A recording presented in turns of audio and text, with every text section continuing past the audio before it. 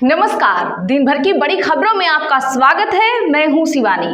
आज की खबरों में बात होगी मोदी शाह के साथ राहुल की 1.5 घंटे मीटिंग बुरी तरह भड़के, चीफ इंफॉर्मेशन कमिश्नर की नियुक्ति में पकड़ा खेल की, और चुनाव के लिए भाजपा ने भेज दिए अपने अफसर। ममता का फूटा गुस्सा, ज्ञानेश अंडरग्राउंड की, वहीं एसआईआर पर राहुल की बड़ी जीत, चुनाव आयोग ने पलटा फैसला की।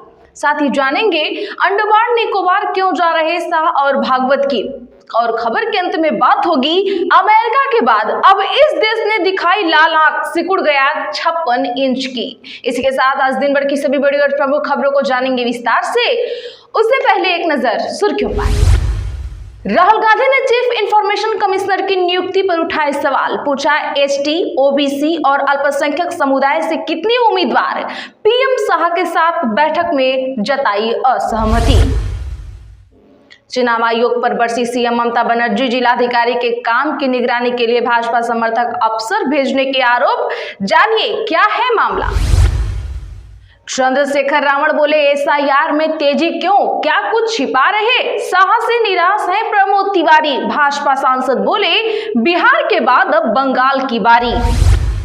जेपी नड्डा बोले कांग्रेस ने भारत को खंडित आजादी दिलाई। अनुराग ठाकुर की शिकायत, टीएमसी सांसद सदन में ई सिगरेट पी रहे, स्पीकर ने कहा होगी कार्रवाई।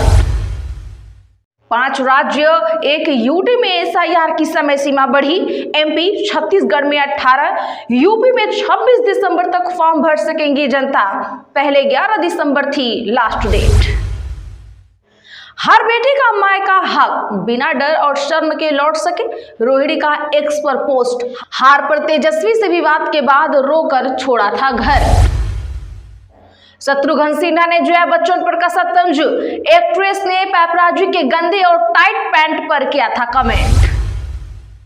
आजम खान को 8 साल पुराने मुकदमे में बड़ी राहत, सेना पर विवादित बयान मामले में मिली क्लीन चिट। तमिलनाडु के कार्तिकेय दीपम मुद्दे को राष्ट्रीय स्तर पर उठाएगा संघ, आरएसएस चीफ ने दिया जवाब। राजगढ़ में कांग्रेस का गोवंश बचाओ आंदोलन, जयवर्धन और प्रियव्रत सिंह पहुंचे, सरकार पर लगाए अनदेखी के आरोप, कलेक्ट्रेट घेराव की तैयारी शुरू।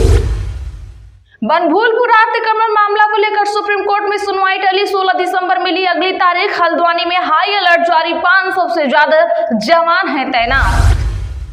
अमित शाह और मोहन भागवत अंडमान निकोबार का करेंगे दौरा, सावरकर की प्रतिमा का होगा अनावरण। सीपी सिंह और योगेंद्र प्रसाद के बीच जमकर छिड़ी बहस, सरकार बोली 100 रुपए प्रति ट्रैक्टर ही बालू, विपक्ष का आरोप, सदन को किया गुमराह। ममता बोली शाह खतरनाक, वे दुर्योधन और दुशासन जैसे हैं। महिलाओं से कहा एसआईआर में नाम कटिए तो आपके खाना बनाने के बर्तन हैं, उनसे लड़ो। राज्यसभा में बोली सुधा मूर्ति, कहा सामाजिक नवाचार करने वाले लोगों को सराहनीय की जरूरत। हिमाचल सरकार का मंडी में शक्ति प्रदर्शन जारी, डिप्टी सीएम की अफसरशाही को चेतावनी, सुक्खू का जयराम पर निशाना, विक्रमादित्य नहीं पहुंचे, नर्सों का विरोध जारी। वंदे मातरम का विरोध गलत, ये हमें जोश भरता है। लखनऊ में अनूप जलोटा बोले प्रधानमंत्री ने मुझे इसका नया सॉन्ग रिकॉर्ड करने को कहा है।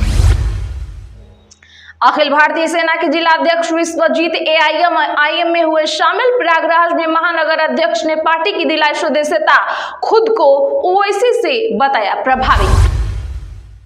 मंत्री बोले परिवार के बाद लालू की पार्टी में हो गई बगावत, गिरिराज का राहुल पर तंज, उनका हिट एंड रन फार्मूला है, लालू परिवार पर सुनवाई टली। भारत की समुद्री सीमा में घुसी पाकिस्तानी नाव, तटरक्षक बल ने की जब्त, चालक दल के 11 सदस्य भी हुए हैं गिरफ्तार। अमेरिका के बाद मैक्सिको भी भारत पर 50% का एक्स्ट्रा टैरिफ लगाएगा, 2026 से होगा लागू। एक्सपर्ट बोले ट्रंप को खुश करने की जा रही है कोशिश। वेनेजुएला पर अमेरिका का मिलिट्री एक्शन, बीच समंदर में जहाज पर हथियार बंद कमांडो उतरे, पल भर में किया कब्जा। वेनेजुएला बोला ये समुद्री डकैती है। चलिए जानते हैं बड़ी और प्रमुख खबरों को विस्तार से। उससे पहले वीडियो को लाइक करें, साथ ही आपसे रिक्वेस्ट, खबरों को आखिर तक जरूर देखें। राहुल गांधी ने चीफ इंफॉर्मेशन कमिश्नर की नियुक्ति पर उठाए सवाल, पूछा एसटी और ओबीसी अल्पसंख्यक समुदाय से कितने उम्मीदवार हैं। दरअसल आपको बता दें कि चीफ इंफॉर्मेशन कमिश्नर और 8 इंफॉर्मेशन कमिश्नर्स की नियुक्ति के लिए चयनित उम्मीदवारों की जातियों पर नेता प्रतिपक्ष राहुल गांधी ने असहमति जताई है। इनकी नियुक्ति को लेकर आज पीएम मोदी और राहुल गांधी साथ ही अमित शाह के बीच प्रधानमंत्री कार्यालय में 1.5 घंटे मीटिंग हुई। मीडिया रिपोर्ट्स के मुताबिक राहुल गांधी ने कुछ हफ्ते पहले सरकार से आवेदकों और चुने गए उम्मीदवारों की जाति की जानकारी मांगी थी। बैठक के पहले सरकार में नेता प्रतिपक्ष ने इसकी जानकारी साझा की। इस पर राहुल गांधी ने कहा कि चयनित उम्मीदवारों में अनुसूचित जाति, जनजाति, ओबीसी, ईबीसी और अल्पसंख्यक समुदायों के नाम शामिल नहीं है। सूत्रों के मुताबिक आवेदकों की लिस्ट में सिर्फ 7% लोग पिछड़े समुदाय से आते हैं। वहीं चयनित उम्मीदवारों में सिर्फ एक नाम पिछड़े समुदाय से था। राहुल गांधी ने इस पर कड़ी आपत्ति जताई और सभी नियुक्तियों के मानदंडों पर सवाल उठाए। उन्होंने लिखित में अपना असहमति पत्र सौंपा और चयनित उम्मीदवारों से जुड़ी और भी जानकारी मांगी। चंद्रशेखर रावण बोले एसआईआर में तेजी क्यों, क्या कुछ छिपाया जा रहा है। शाह से निराश हैं प्रमोद तिवारी।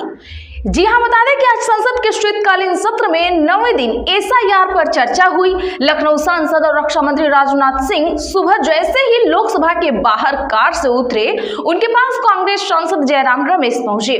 रमेश ने सरदार पटेल की इनसाइड स्टोरी मणिबेन पटेल की डायरी नाम की एक किताब सौंपी। कहा ये गुजराती में है, इसे पढ़िएगा। राजनाथ ने मुस्कुराते हुए कहा अंग्रेजी में दीजिए, मैं गुजराती नहीं जानता हूं।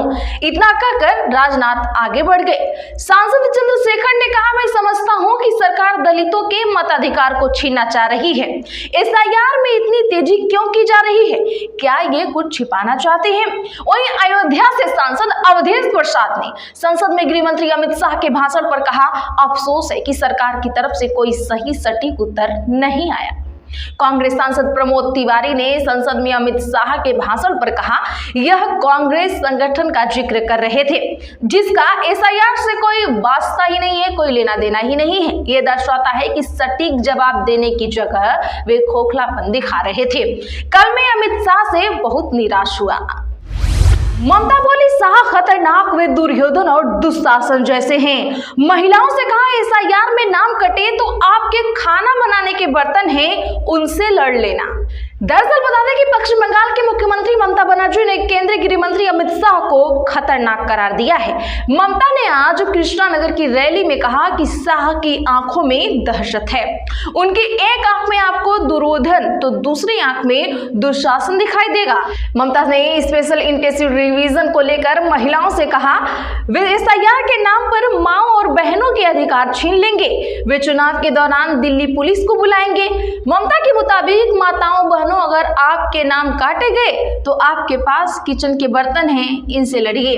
अपने नाम को लिस्ट से कटने मत देना। महिलाएं आगे आकर लड़ेंगी, पुरुष इनके पीछे रहेंगे। ममता ने आरोप लगाया कि 2026 की विधानसभा चुनाव से ठीक पहले एसआईआर को राजनीतिक हथियार बनाया जा रहा है। अमित शाह वोटों के इतने भूखे हैं कि चुनाव से 2 महीने पहले ही ये प्रक्रिया चला रहे हैं। मैंने खुद अभी तक एलिमिनेशन फॉर्म नहीं भरा है। 5 राज्य 1 यूटी में एसआईआर की समय सीमा बढ़ाई गई। एमपी छत्तीसगढ़ में 18, यूपी में 26 दिसंबर तक भरे जा सकेंगे फॉर्म। जी हां दर्शकों, बता दें कि चुनाव आयोग ने 5 राज्यों और 1 केंद्र शासित प्रदेश में स्पेशल इंटेंसिव रिवीजन यानी एसआईआर की समय सीमा को बढ़ा दी है।